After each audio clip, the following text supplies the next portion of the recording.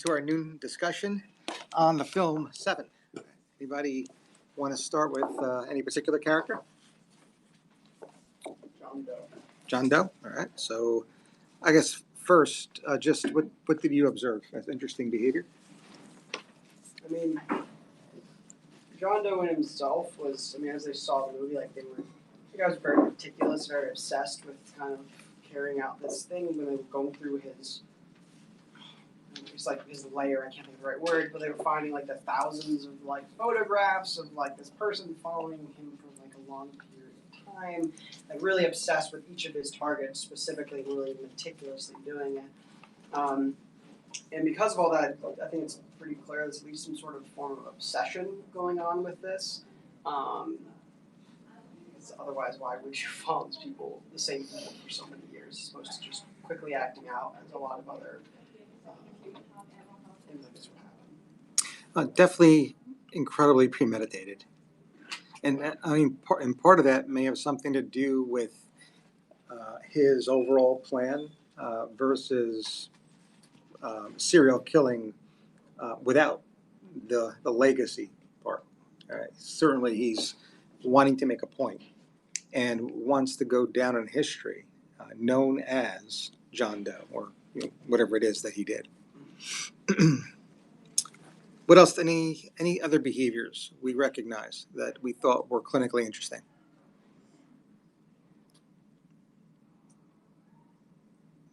The other part I think is, the other part was kind of inferred in terms of what I said. He's got fairly significant antisocial traits. I mean, no doubt about that.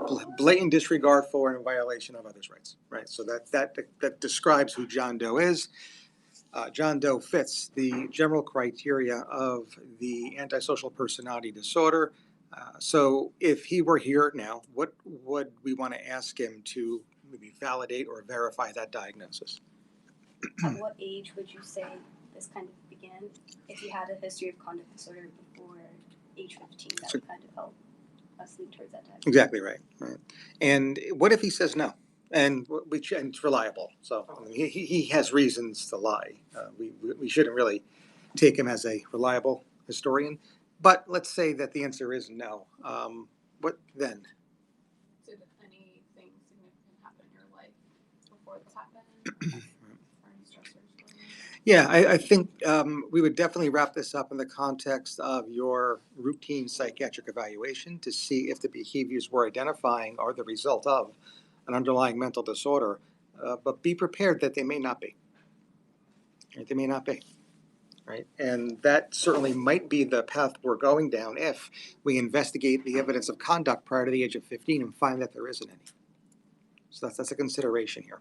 Right? So we don't know. We have to watch the prequel. Little John Doe, how's he doing in middle school? I like that. I like it. I like that a lot. Yeah, you definitely do. This whole medical thing doesn't work out for you. I think you got a good career. Anything else with John Doe?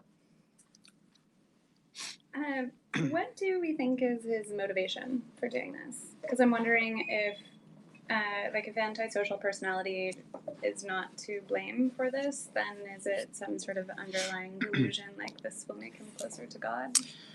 So let's go in there. Well, I mean, we could approach that question from two angles. One kind of bottom-up processing in the idea that we're evaluating for another mental disorder, of which antisocial might be part of that evaluation, certainly. You bring up another one that I think has to be very high in our differential, and that is delusional disorder, right? So I think in finishing this movie and having watched this film, it would be difficult, I think, for us to end this conversation with the idea that there is no mental disorder that is impacting his behavior, because delusional disorder is just as, I think, prevalent, or I shouldn't say prevalent, but just as central to this film as any other. So let's hypothetically say that there is no evidence of conduct prior to the age of 15, just so we can now focus on delusional disorder. What are the different subtypes? Paradigmatic, jealous, Persecutory. paranoid, And somatic. Good. You guys all got it. So, and what would he be? grandiose. Yeah. Yeah.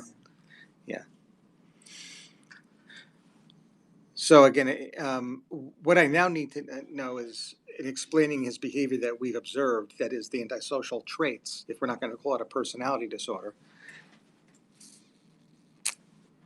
does his demonstrating a blatant disregard for and violation of others' rights occur in the context of a delusional disorder, grandiose type? Any evidence to suggest that it does or doesn't? Sorry, can you repeat that? Yeah. We're not going to call this antisocial personality because hypothetically we said that the writer-director just called me and said that there is no evidence in the prequel of there being conduct disorder, signs and symptoms prior to the age of 15. So as clinicians, we are going to avoid the clinical label of antisocial personality. That allows us to now focus on this other condition we have high under differential called delusional disorder, grandiose type. Here's the question. The traits demonstrated through a blatant disregard for and violation of others' rights. Those antisocial traits, do we feel that they are exclusively in the context of his delusional system, or is there evidence to the contrary? Because A or B will really direct which way we go in our case formulation. Of course, there's also choice C, which is, it's unclear, but what do we got? Are we comfortable in saying that cardinal trait of antisocial, despite us not calling it a personality disorder per se, is part of his delusional disorder? I think so. Because, I mean, if he's bringing on the 7 deadly sins, he can view himself as kind of, not necessarily a prophet, but kind of like an avenger of what is dictated in the Bible, trying to reap justice on those who are, breaking the 7 deadly sins. And he's trying to demonstrate the faults of things that could go wrong if you were to do that. Yeah. I think it's reasonable to say that. Okay. Going down that path, there's 2 ways now to verify that. Well, one, of course, is in retrograde, where we take a history and we find evidence that without delusion, he's quote unquote perfectly normal. It would be hard to convince me, but certainly that would verify the idea. The other way would be longitudinally, where we provide maybe a medication that we follow, we monitor closely, that results in improvement of his delusion, and therefore improvement of these antisocial traits. So either would allow us to say that in fact is what is going on. Could you So- also go into past if he's like devout religious person has a history of like some, because clearly this has to be stemming from some religious thing, because that's just 10 deadly sins is a religious, especially Christianity. Could you go in the past looking if he was super active in a church somewhere and he has a history of like getting very aggressive towards people, very devout? That might shed light on the etiology. It doesn't necessarily verify what we're trying to do, and that is explain his antisocial traits in the context of a delusional disorder. Basically, what we're trying to do is see if one exists without the other. Right? That's what we're doing. And we could do that, again, taking a history and looking back, or we can do it moving forward with medication. Right? If we provided him medication and we saw that the delusions improved, but the antisocial traits did not, guess what? There are 2 separate processes going on, one of which we just treated. The other one has been left untreated. Right? So that's the real way to get at whether or not what we're seeing is truly due to a condition called delusional disorder. In addition to delusional disorder, grandiose type, anything else going on in this character that? Could be schizophrenia. Yeah, that's the other part too. I mean, inherent in evaluating for delusional disorder is that the delusions cannot be explained by a larger disorder, which of course would include both schizophrenia as well as schizoaffective disorder. Schizoaffective disorder, bipolar type, I mean, that would explain the grandiosity. Again, if so, the history will tease that away. Right. The unfortunate nature of this is that I'm not so sure this particular patient has a social support system that's going to provide collateral information to clarify that. Now, there is an aspect of this character, whether it was written in script purposely or not, that does not fully support schizophrenia or schizoaffective. Remember the first, because you guys were old enough, remember the first description of this condition called schizophrenia? What was it originally called? Breaking of self. Good. No. Like it though. Dementia praecox. Why? Because somebody wanted their name in a textbook somewhere. Because it's like the unwinding of the mind. Yeah, the individuals who presented, or at least as originally described, looked like they had dementia, but praecox. They were a lot younger than individuals with Alzheimer's. How is that spelled? P-R-E?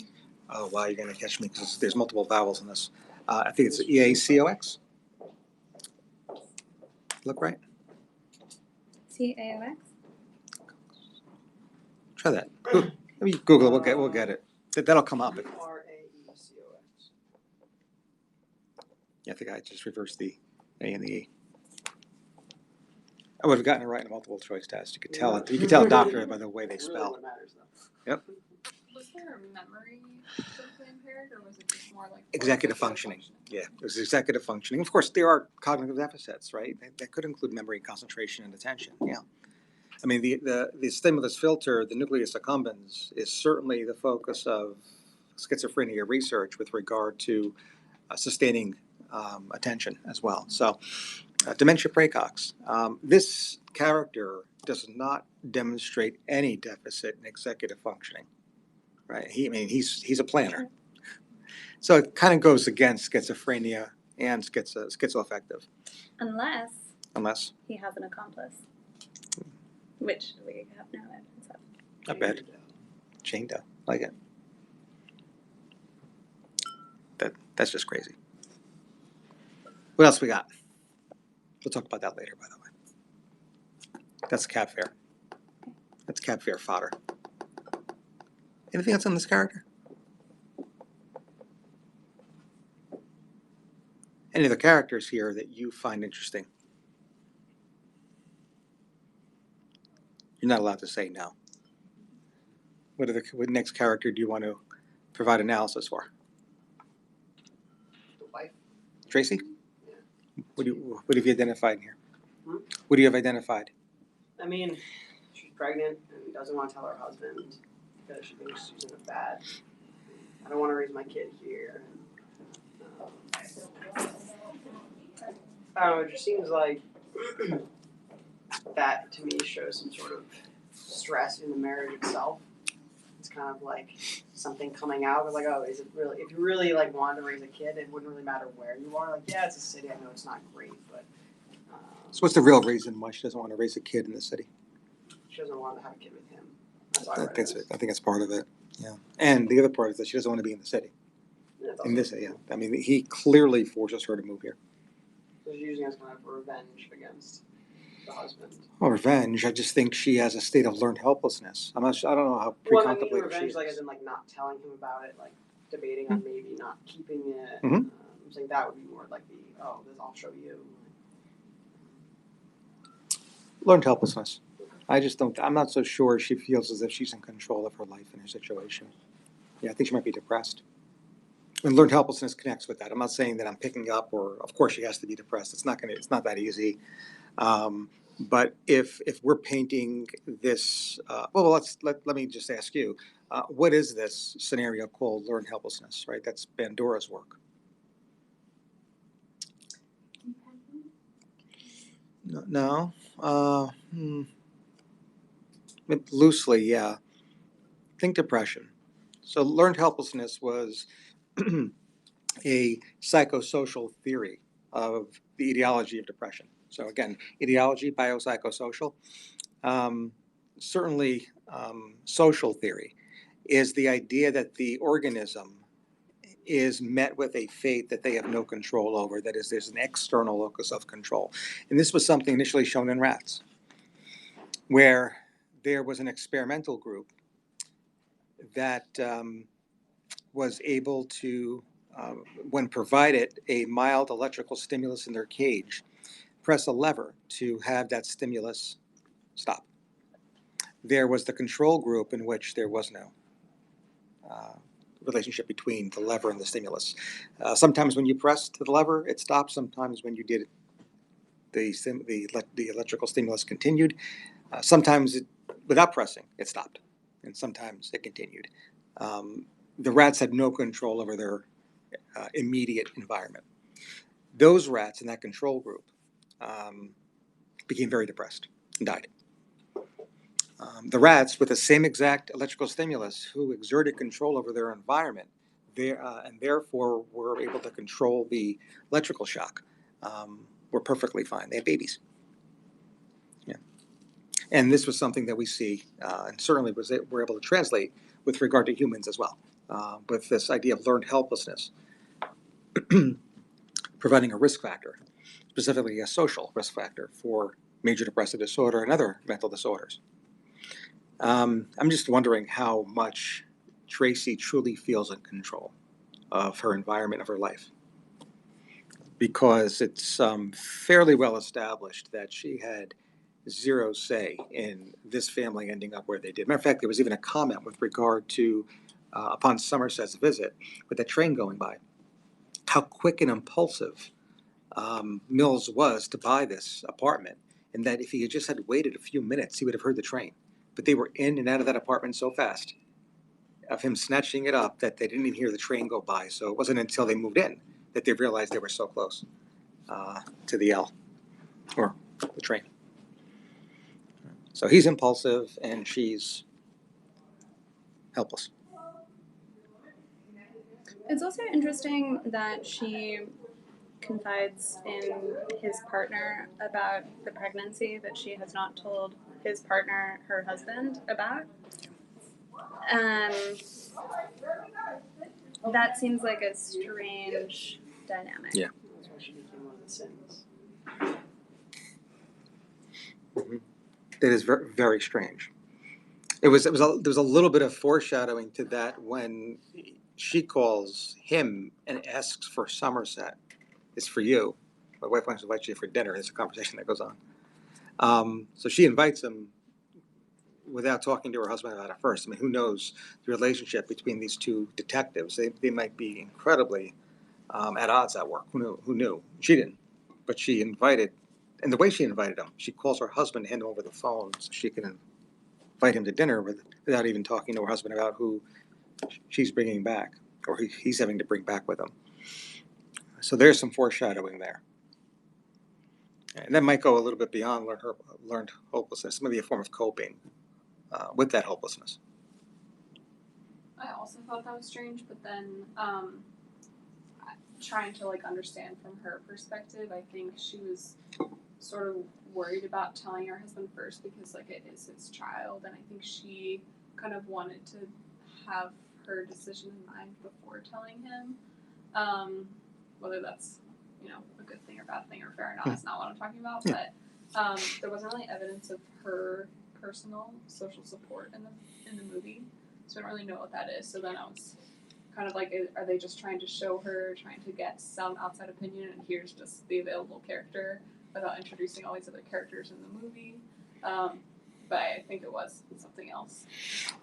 Would it be fair that it was a way for her to communicate to her husband how bad things are for her with regard to having any social support?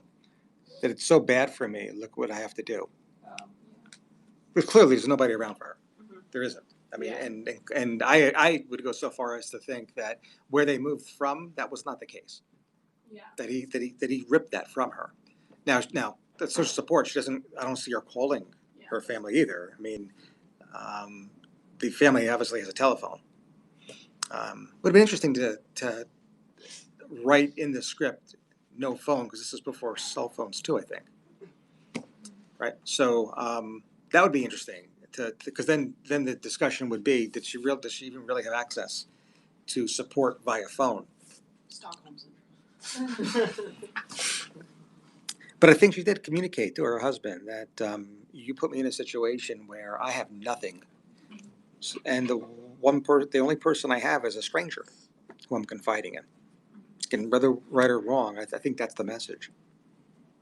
And if anything, it just paints the desolation he has put her in by bringing her there. Clearly, they don't want to be. This is a very strained relationship. Well, we're talking about Mills, so anything else about Mills? The impulsivity of buying an apartment just like that is consistent with ADHD. It's a start. Yeah, definitely, it definitely would be in the differential diagnosis. Any thought about available medications for our detective?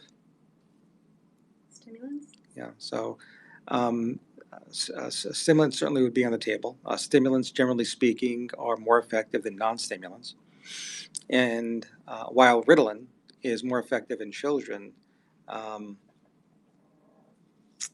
the other stimulants are more effective in adults. General breakdown, very general. That's as far as I go with child adolescent psychiatry. So, as a secondary option, maybe atomoxetine, selective norepinephrine reuptake inhibitor, but again, generally speaking, less effective than stimulants. So again, stimulants more effective in both children and adults than non-stimulants, and then within the stimulant class, in terms of prescribing, Ritalin for children, and then the other stimulants for adults.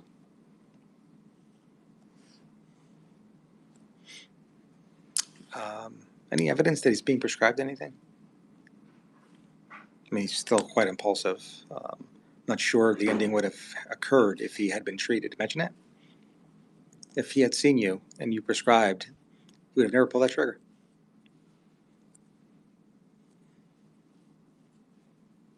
Mills, anything else? Guys are quiet today. I'm like I'm missing something. So also ADHD comes with some social deficits, and we might see that in his strained relationship with Tracy. It seems that he, like one thing that happens with ADHD is people get so excited when talking about whatever they're interested in that they have blinders to the possibility that other people might not find that so exciting. Such as like moving to the city to chase after grisly murders when that means that your wife is alone. Yep, could be. Yeah. I'm trying to think of another clinical pearl when it comes to adult ADHD. I'm blanking on it. If Mills was prescribed a stimulant, and it was as effective as we're seeing his behavior play out, any consideration on what to add on and maybe treat with polypharmacy?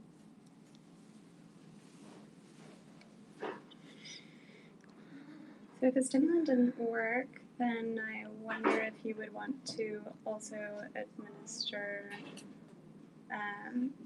clonidine? Yeah. An alpha 2, yeah. An alpha, yeah. You'd probably want to go with polypharmacy. You certainly wouldn't stop the stimulant and just go with an alpha agonist. So that's a consideration. Be interesting if we ever saw him stand quickly and get dizzy. And I'm not sure I picked up on that one. I seen him try to stand up in the alley with John Doe and go down, but that was because of a punch. Wasn't because of a orthostasis. Anything else with Mills? Any other characters you want to talk about? There's only one more left. Anything about Somerset? He has insomnia, doesn't he? This just seems like a very bad way to end his career. Yeah. Yep. If he had his way, I'm not sure he would have preferred it like this. Should have stopped a week earlier. Just 1 week earlier. Just 2 days from the time. Right? Any other thoughts about him? It seems like he is like he and Mills have a yin yang kind of thing going on. And it seems like there are a lot of extremes throughout the movie. Like there's a lot of life, death. I guess a lot more death than life, but like young, old, impulsive, measured. No, they definitely are cut from a different cloth. Which of course makes the dynamic very interesting, given that he's only 48 hours away from retirement. And Mills is brand spanking new to the force, or at least this police force. Any final thoughts? Discussing 7. No, we're good. All right, we'll sign off here. We're going to be back on Friday. I will tweet the Seinfeld episode to be discussed at 9 o'clock. We'll take it from there. Until then.